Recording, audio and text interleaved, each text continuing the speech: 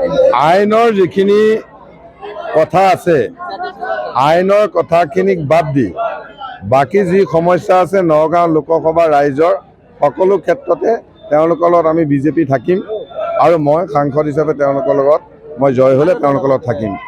আইনৰ যিখিনি থাকে আইনখিনিতো আপুনি বুজি পায়, আইনৰ কথাখিনি আইনৰ যোগেদি হ'ব।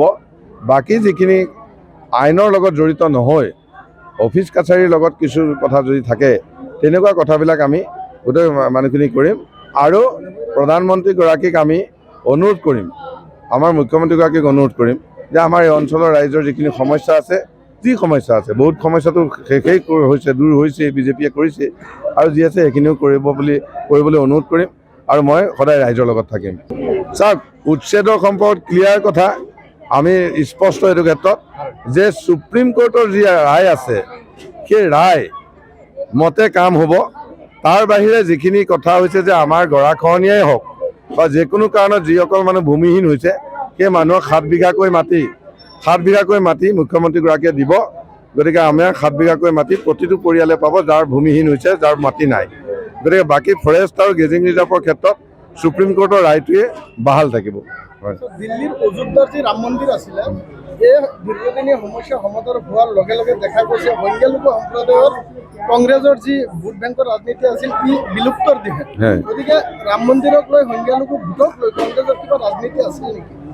নাই, চাওক, আমি যি টেলিভিশ্যনত বা যিখিনি আমি বাতৰিত দেখিছোঁ ৰামলালাৰ কাৰণে তাৰ ওচৰত থকা গোটেই মুছলমান মানুহখিনিয়ে এটা কথাই কৈছে বা মাইনৰিটি বুলি বা মুছলমান যিখিনি কয় তেওঁলোকে আমাৰ উপৰিপুৰুষ ৰামলালা আছিল বুলি কৈ আছে।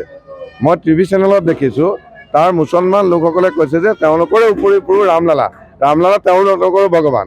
তেওঁলোকৰ ডাঙৰ ডাঙৰ মুখিয়ালসকলে, মুছলমান মুখিয়ালসকলে কৈছে, আনকি প্ৰাক্তন মুখ্যমন্ত্ৰী আপোনাৰ জম্মু কাশ্মীৰ তেওঁ কৈছে ৰাম অকল হিন্দুৰ ভগৱান নহয়, আমাৰ সকলোৰে ভগৱান। ৰাম পৃথিৱীৰ ভগৱান, ৰাম সকলো জাতি জনগোষ্ঠী সকলো ধৰ্মৰ ভগৱান। গতিকে সকলোৱে ৰামক মানিছে আৰু ভাৰতীয়সকলেতো মানিছেই। গতিকে ৰামৰ যিটো ইছ্যু, এই ইছ্যুটো যদি আপুনি কোৱাৰ দৰে কংগ্ৰেছে কৰিছিলে তেতিয়াহ'লে আজি কংগ্ৰেছে তাৰ উত্তৰ পাইছে। মই নাজানো, কিন্তু আপোনাৰ মুখৰ পৰা শুনি পেলাই মই কৈছোঁ, সাংবাদিকৰ মুখৰ পৰা।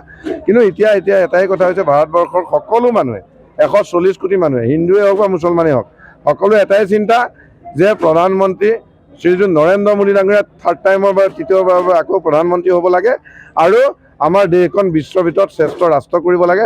এইটো প্ৰতিজন ভাৰতীয়ৰ বুকুত এইটো মনত সোমাই আছে, সি হিন্দুৱে হওক বা মুছলমানেই হওক। আৰু তাৰ ফলশ্ৰুতি হিচাপে আজি মোদী মেজিক আৰু মামা মেজিকত ইয়াত আমাৰ মুছলমান আই আৰু ভাইসকলে আৰু বিজেপিক সমৰ্থন কৰিছে আৰু অন্য দলসমূহক আপোনাৰ টাটা বাই বাই দিছে।